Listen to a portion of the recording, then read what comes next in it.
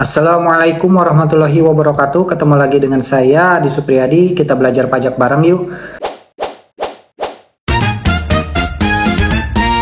Materi kita yakni dasar-dasar untuk penerapan perencanaan pajak atau yang kita sering kenal dengan tax planning.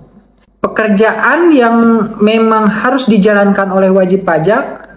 Dalam hal ini kita kelompokkan menjadi beberapa,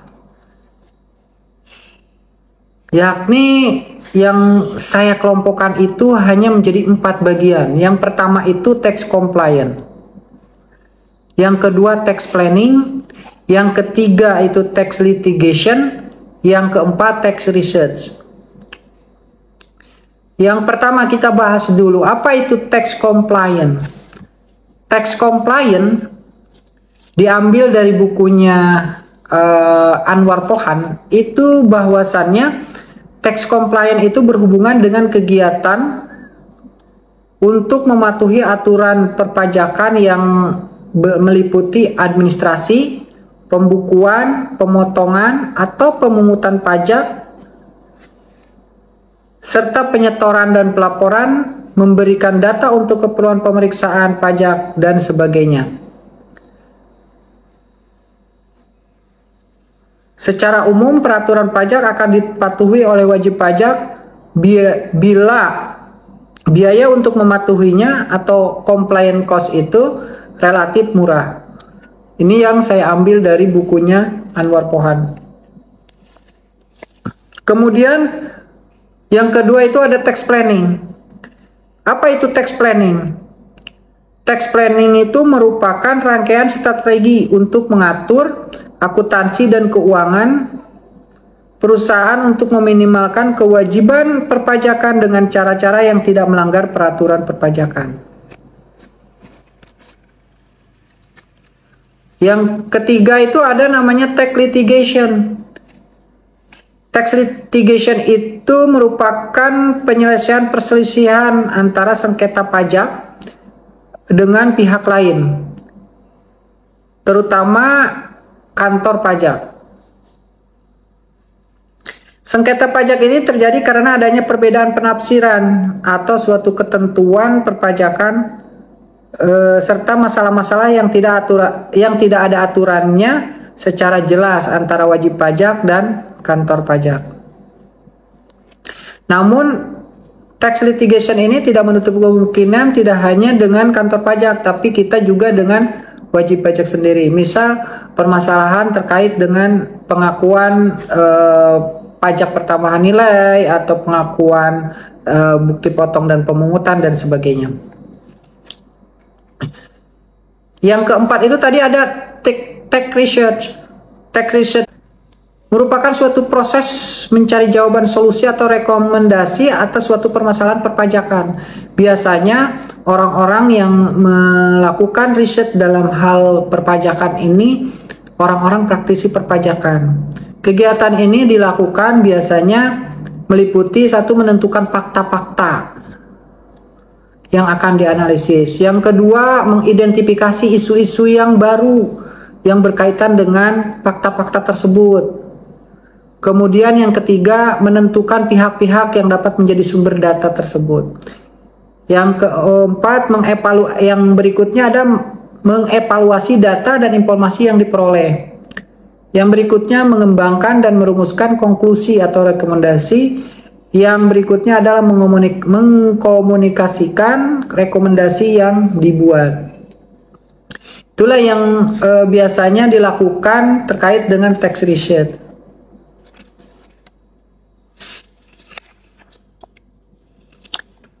Kemudian kita menginjak ke berikutnya, materi berikutnya, yaitu adanya strategi pajak.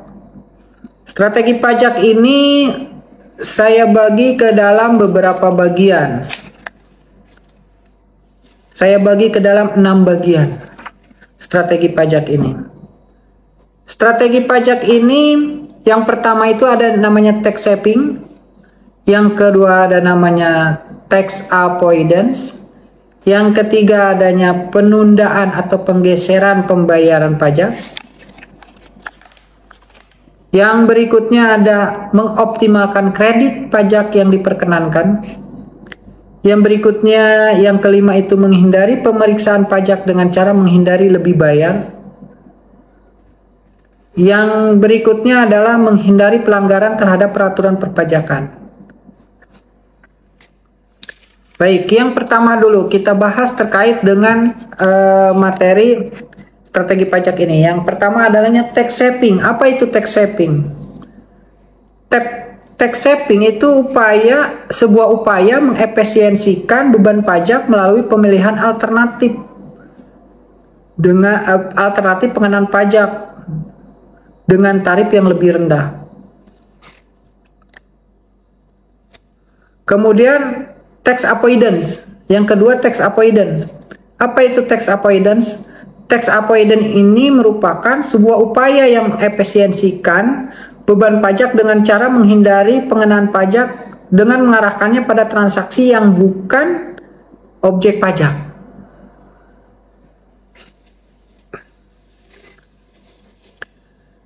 Yang ketiga itu adalah penundaan atau penggeseran pembayaran pajak. Penundaan atau penggeseran pembayaran kewajiban pajak dapat dilakukan dengan tata cara yang tidak melanggar aturan. Karena dalam pembayaran pajak itu biasanya ada waktu-waktu tertentu yang memang masih bulan yang bersangkutan. Misalnya saja PPh 21 paling lambat dibayarkan tanggal 10 bulan berikutnya dan seterusnya. Nah, untuk PPN misal PPN di akhir bulan, pengakuan PPN bulan Juli bisa diakui di bulan 3 bulan ke depan atau mungkin di bulan berikutnya sebelum masa hangusnya PPN tersebut. Kemudian yang keempat itu mengoptimalkan kredit pajak yang diperkenankan. Wajib pajak dalam hal ini kadang-kadang kurang merealisasikannya. Misalnya aja contohnya PPh 22. Nah, dalam hal ini wajib pajak seringkali kurang mendapat informasi mengenai pembayaran yang dapat dikreditkan. Sebenarnya wajib pajak ini harusnya lebih mengetahui, karena apa? Semakin kita mempelajari, semakin kita memahami terkait dengan apa itu peraturan perpajakan, pasti ada celah di sana yang bisa kita buat untuk mengefisiensikan pajak kita. Yang berikutnya, yang kelima itu menghindari pemeriksaan pajak dengan menghindari lebih bayar pajak. Nah, dalam hal ini kadang-kadang PPN masukan ini tidak bisa kita hindari. Kenapa? Karena ketika perusahaan itu baru, biasanya kita banyak membeli barang-barang sebagai bahan masukan barang kita, sebagai bahan untuk yang akan dijual atau barang dagangan kita, dan itu akan menjadikan perusahaan kita lebih bayar. Namun jangan khawatir, karena biasanya selama kita melapor dengan rapi, melapor dengan baik, apalagi saat ini sudah menggunakan e-faktur, sudah menggunakan e-faktur 4.0 gitu atau 4.0, itu lebih terinci lagi dan lebih mudah untuk mendeteksinya kantor pajak itu terhadap pajak masukan kita atau pajak keluaran kita. Begitupun kewajiban-kewajiban perpajakan lainnya. Dalam hal ini kita tidak perlu khawatir, karena ketika kita lebih bayar saat ini, itu sudah pajak itu sudah melengkapi, pajak itu sudah lebih rapi lagi dalam hal pendeteksian terhadap wajib pajak. Kemudian yang keenam itu menghindari pelanggaran terhadap peraturan perpajakan. Seperti kita telah tadi bicarakan bahwa peraturan perpajakan kita ini kadang-kadang selalu dinamis, selalu terus maju. Karena apa? Karena perpajakan adalah merupakan penerimaan negara utama, terutama di Indonesia itu pendapatan pertamanya itu dari pajak, sehingga pajak itu semakin diatur, semakin rapi dan semakin rapi, sehingga penerimaan pajak negara kita itu akan baik, dan kita sebagai wajib pajak itu akan mencari celah, akan mencari peluang jika peraturan itu belum ada. Dengan demikian kita selaku wajib pajak harus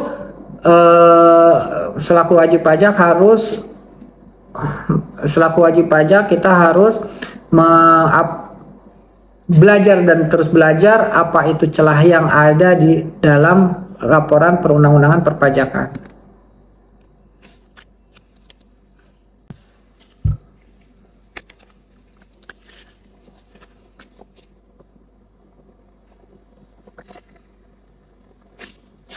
Kemudian yang berikutnya ada namanya manajemen perpajakan atau tax management, yang sering kita kenal, sering kita dengar adalah tax management. Apa itu manajemen perpajakan?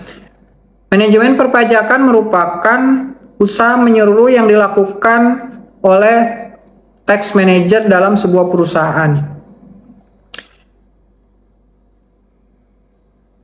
agar hal-hal yang berhubungan dengan perpajakan dari perusahaan atau organisasi tersebut dapat dikelola dengan baik, efisien dan ekonomis, sehingga memberi kontribusi maksimum kepada perusahaan. Kemudian yang berikutnya ada fungsi-fungsi perpajakan.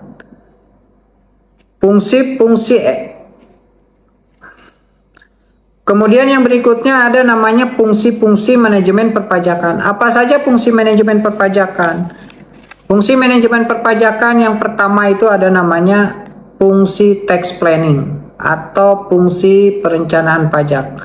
Yang kedua itu ada namanya tax administration atau tax compliance.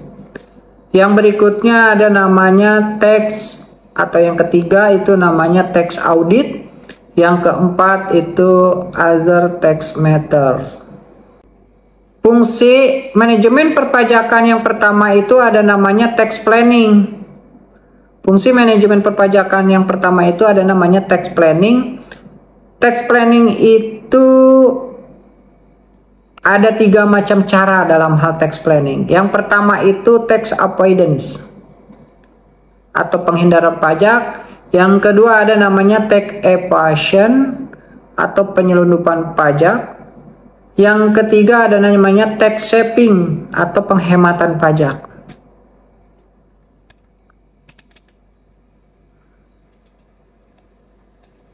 Tax avoidance itu, yang pertama itu tax avoidance.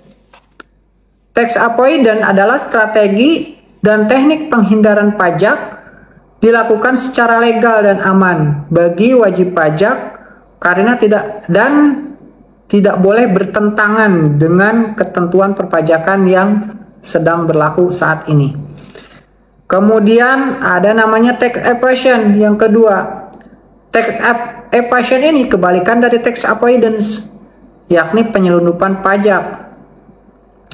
Tax evasion ini merupakan sebuah teknik dan strategi penghindaran pajak dilakukan secara ilegal dan tidak aman bagi wajib pajak.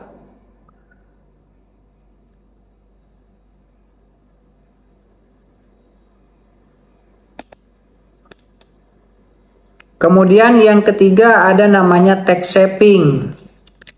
Tax saving ini merupakan suatu tindakan penghematan pajak yang dilakukan oleh wajib pajak secara legal dan aman bagi wajib pajak karena tanpa bertentangan dengan perundang-undangan yang berlaku saat ini. Yang kedua dari bagian tax planning tadi. Yang kedua itu ada namanya tax administration atau tax compliance. Tax administration atau tax compliance ini mencakup usaha-usaha untuk memenuhi kewajiban administrasi perpajakan dengan cara menghitung pajak secara benar sesuai dengan ketentuan perpajakan yang berlaku.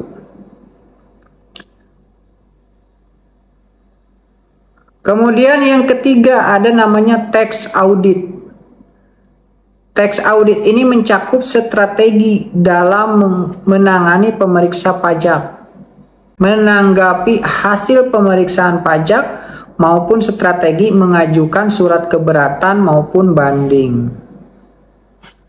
Kemudian yang berikutnya atau yang keempat itu ada namanya tax matter.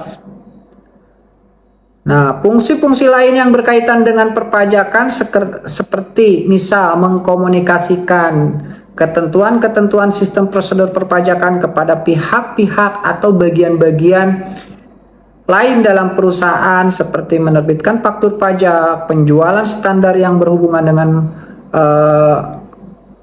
pajak pertambahan nilai, pemotongan atau withholding tax, PPh pasal 23, dan yang berkaitan dengan jasa teknik,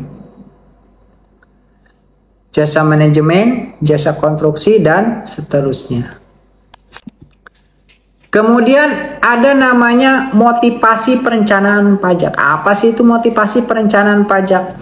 Motivasi perencanaan pajak yakni yang pertama itu adalah tingkat kerumitan suatu peraturan perpajakan. Nah ini nih. Jika peraturan itu rumit, maka akan muncul kecenderungan wajib pajak itu untuk menghindarinya, karena biaya untuk mematuhinya itu lebih besar biasanya, sehingga wajib pajak akan mencari itu titik kelemahannya dan akhirnya wajib pajak akan melakukan tindakan-tindakan yang melanggar peraturan perpajakan itu sendiri. Yang kedua, besarnya pajak yang dibayar atau besarnya pajak yang dibayar. Nah, ini biasanya makin besar jumlah pajak yang harus dibayar, maka akan makin besar pula kecenderungan wajib pajak untuk melakukan kecurangan. Caranya dengan berbagai cara, ada yang cara legal maupun cara ilegal. Namun sesulit apapun kita sebagai wajib pajak, kita harus melakukan penghematan pajak. Walaupun kita bisa menghemat pajak atau mengecilkan, mengurangkan pajak, kita harus secara legal. Kemudian yang ketiga, biaya untuk negosiasi. Nah, biaya untuk negosiasi ini biasanya kadang-kadang biaya negosiasi ini saat ini mungkin sudah sedikit berkurang, walaupun masih belum hilang.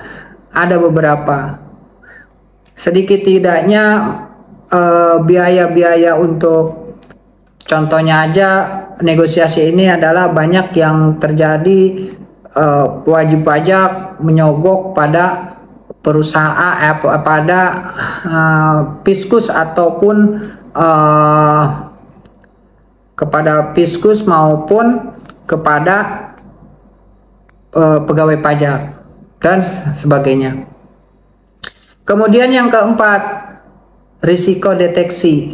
Ini motivasi perencanaan pajak yang keempat itu adalah risiko deteksi, berhubungan dengan tingkat probabilitas apakah pelanggaran ketentuan perpajakan ini akan terdeteksi atau tidak.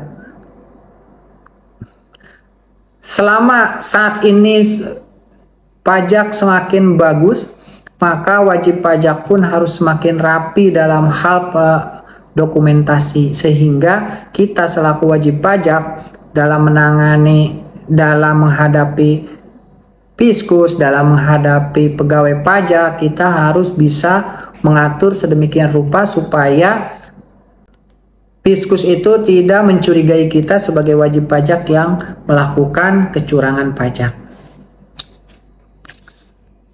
Kemudian besarnya denda. Makin berat sanksi perpajakan yang dikenakan, maka wajib pajak itu cenderung mengambil posisi yang konservatif dengan tidak melanggar ketentuan perpajakan. Namun sebaliknya, jika semakin ringan sanksi atau bahkan ketiadaan sanksi atas pelanggaran yang dilakukan, wajib pajak akan kecenderungan untuk melanggar hal tersebut. Kemudian moral masyarakat. Nah, ini moral masyarakat ini ke dalam perpajakan ini masih sangat sulit untuk mempercayai orang pajak sendiri, karena banyaknya korupsi, banyaknya kecurangan di dalam hal perpajakan itu terjadi sendiri di pegawai pajak, sehingga kepercayaan masyarakat kepada pemerintah melalui DJP maupun KPP itu, walau saat ini menggunakan digital dan sebagainya, tetap saja masih kurang, terutama di masyarakat yang ada di Indonesia.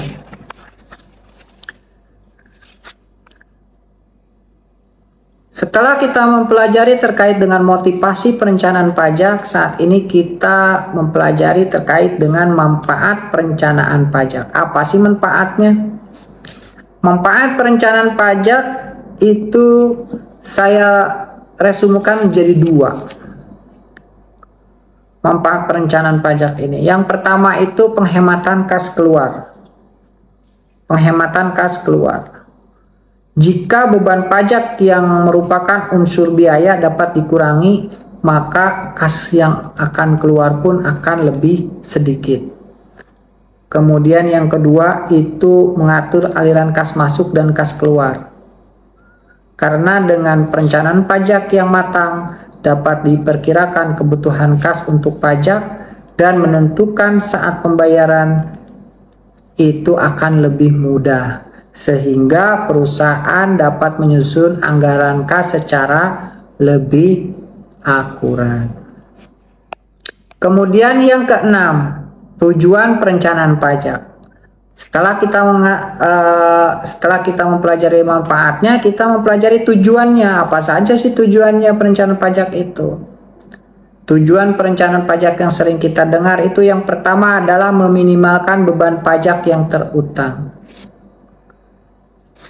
Beban pajak yang terutang ini harus diminimalisir.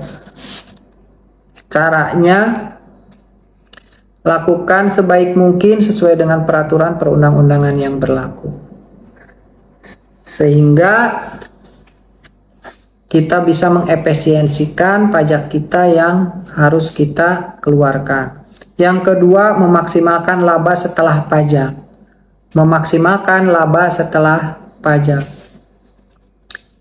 Yang ketiga, meminimalkan terjadinya kejutan pajak jika terjadi pemeriksaan pajak oleh Fiskus.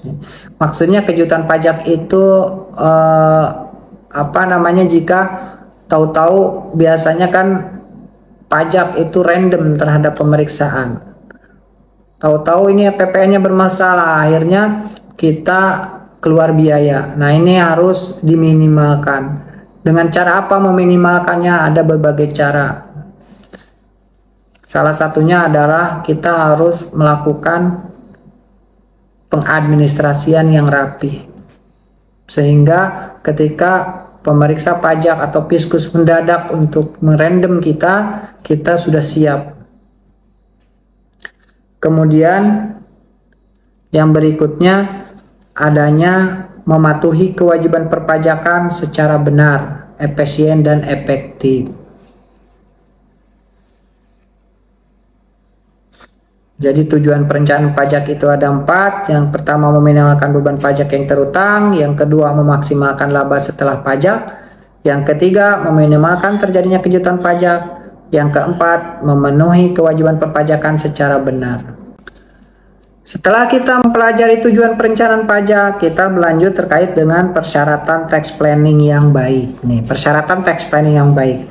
Yang pertama itu tidak melanggar peraturan yang berlaku atau ketentuan perpajakan sesuai dengan KUP, ketentuan umum perpajakan. Yang kedua, secara bisnis masuk akal atau reasonable.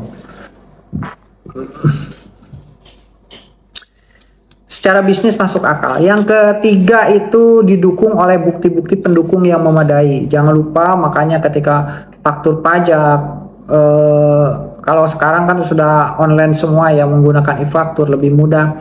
Kemudian nomor seri faktur pajak pun sudah mudah diperoleh, sehingga semuanya ada di DJP online. Sehingga kantor pajak semakin mudah untuk memeriksa kita melalui kantornya, dan kita pun harus lebih hati-hati karena secara tidak langsung kadang-kadang faktur pajak yang salah ataupun mungkin yang dicabut itu akan berpengaruh terhadap perpajakan PPN dan PPN masukan dan PPN keluaran kita. Kita harus lebih teliti dalam hal ini. Kapan dilaksanakannya tax planning? Kapan dilaksanakannya tax planning? Jangan lupa, pelaksanaan tax planning itu harus benar-benar perusahaan, dari awal perusahaan itu berdiri. Kenapa? Karena ketika wajib pajak sudah dikenakan perpajakan, itu sudah saatnya tax planning itu masuk di dalam perpajakan, di dalam perusahaan. Kenapa?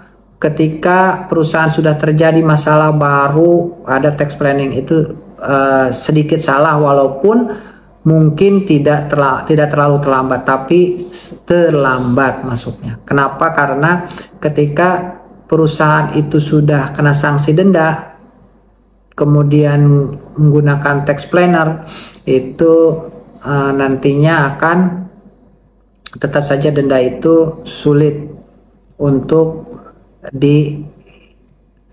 dihemat, karena kalau denda sudah keluar, sudah ditetapkan oleh kantor pajak, kita akan mengeluarkan biaya lagi, terutama untuk biaya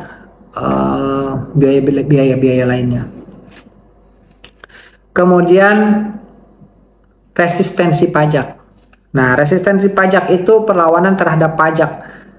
Biasanya dilakukan wajib pajak yang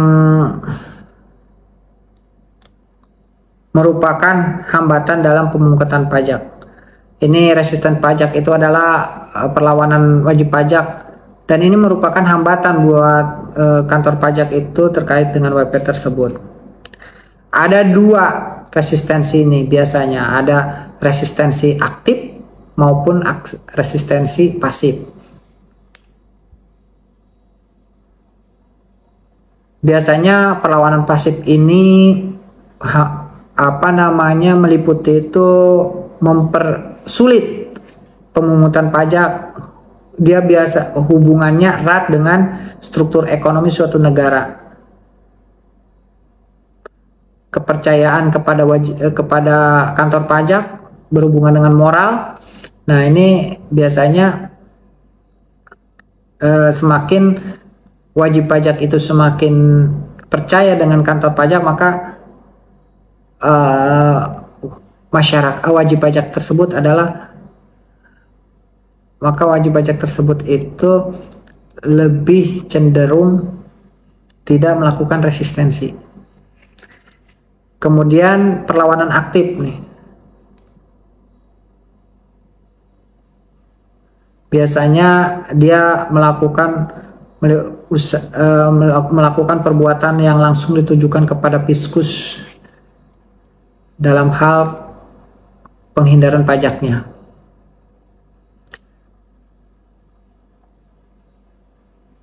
Yang berikutnya, dalam kaitan dengan perlawanan aktif, ada beberapa modus yang biasanya digunakan wajib pajak dalam menghindari pajaknya. Yang pertama itu tax avoidance, yang kedua tax evasion, yang ketiga itu tax saving. Nah, ini dalam penghindaran, jadi yang tax avoid dan tax saving dan tax evasion itu adalah salah satu resistensi perlawanan aktif wajib pajak terhadap fiskus. Setelah kita mempelajari terkait dengan resistensi pajak, maka kita mempelajari terkait dengan cara-cara pengelakan pajak. Pengelakan pajak ini ada 6 cara. Yang pertama itu penggeseran pajak, yang kedua kapitalisasi pajak, yang ketiga transformasi pajak, yang keempat penyelundupan pajak, yang kelima penghindaran pajak, yang keenam pengecualian pajak.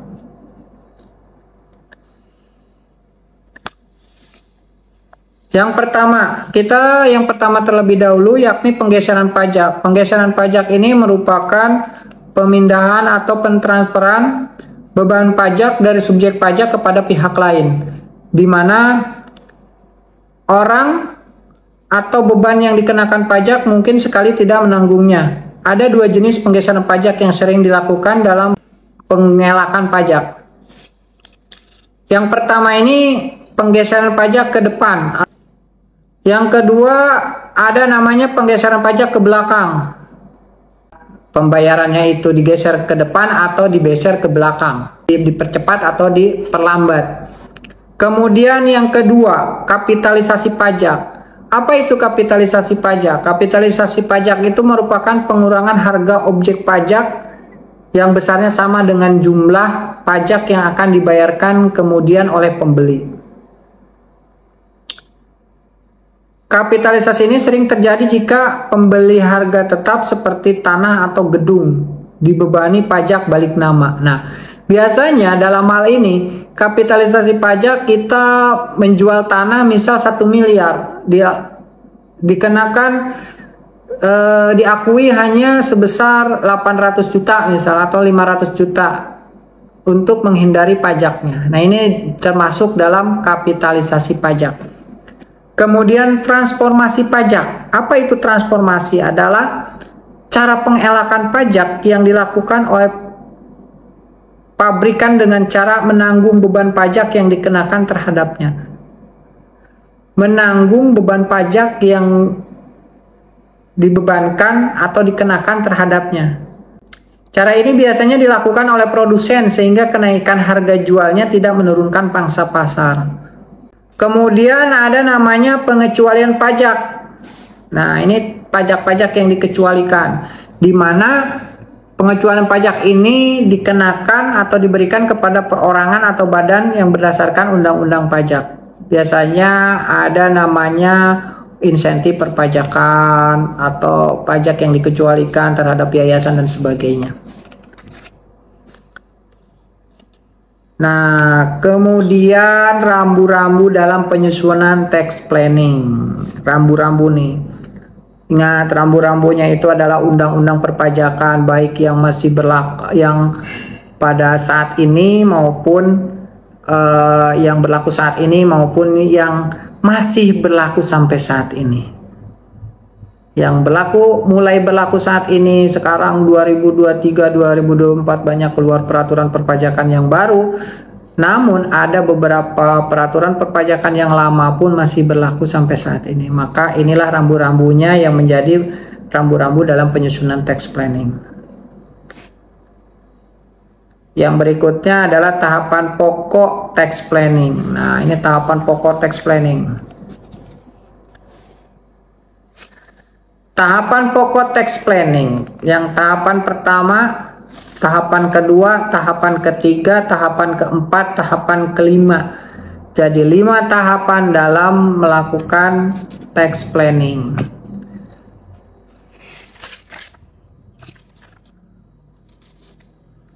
Yang pertama, tahapan tax planning ini adalah melakukan analisis database yang ada. Yang kedua, membuat satu model atau lebih rencana besarnya pajak. Membuat satu model dulu. Kemudian yang ketiga, melakukan evaluasi atau perencanaan pajak. Evaluasi dulu dalam hal merencanakan pajak. Yang ketiga itu mencari kelemahan dan memperbaiki kembali rencana pajak yang sudah kita buat. Kemudian yang kelima, memutakhirkan rencana pajak yang kita telah buat. Itulah 5 tahapan terkait dengan perencanaan pajak.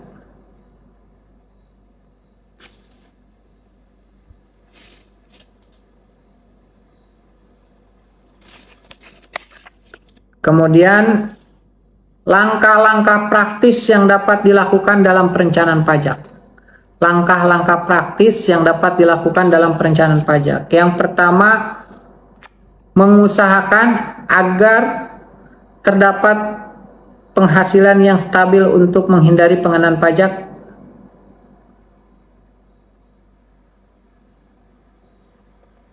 Mengusahakan agar terdapat penghasilan yang stabil untuk menghindari pengenaan pajak atas tarif pajak penghasilan.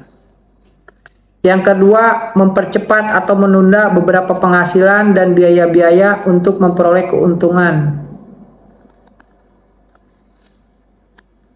Yang ketiga, menyebarkan penghasilan menjadi penghasilan dari beberapa wajib pajak,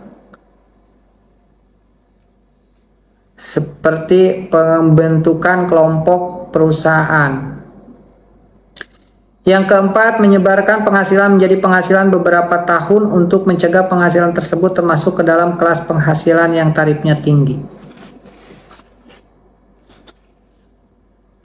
Yang kelima, mentransformasikan penghasilan biasa menjadi capital gain jangka panjang.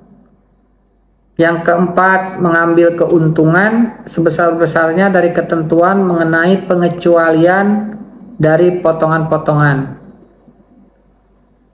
Yang ketujuh, mempergunakan uang dari hasil pembebasan pengenaan pajak untuk keperluan perluasan perusahaan yang mendapatkan kemudahan. Yang kedelapan, memilih bentuk usaha yang terbaik untuk operasional usaha Anda. Yang kesembilan, mendirikan perusahaan dalam satu jalur usaha yang sedemikian rupa sehingga dapat diatur secara keseluruhan penggunaan tarif pajaknya.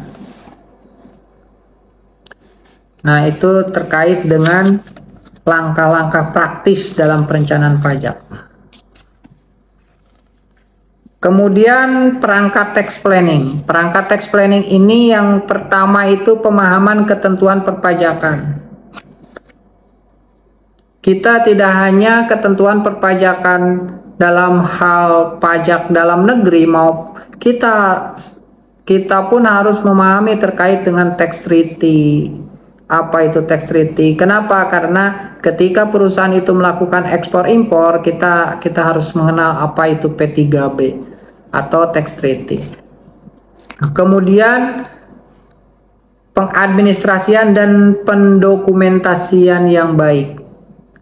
Nah, dalam penyelenggaraan pembukuan yang baik dan lengkap merupakan suatu persyaratan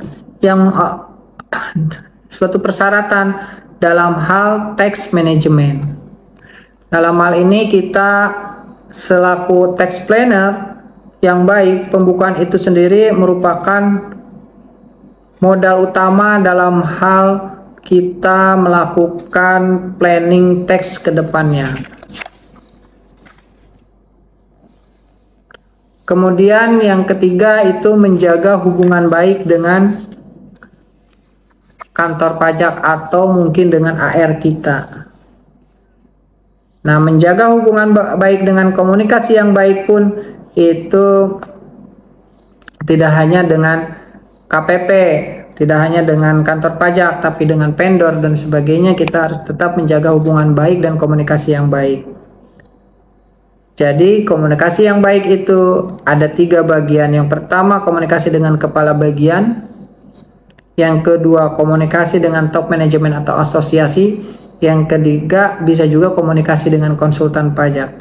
Jadi ketika kita perusahaan itu memiliki konsultan pajak, maka jangan segan-segan atau jangan sungkan dalam hal bertanya maupun kita diskusi dengan konsultan pajaknya. Kemudian yang berikutnya ada namanya implementasi perencanaan pajak. Perencanaan pajak dan proses yang disebut dengan staffing maksudnya adalah menentukan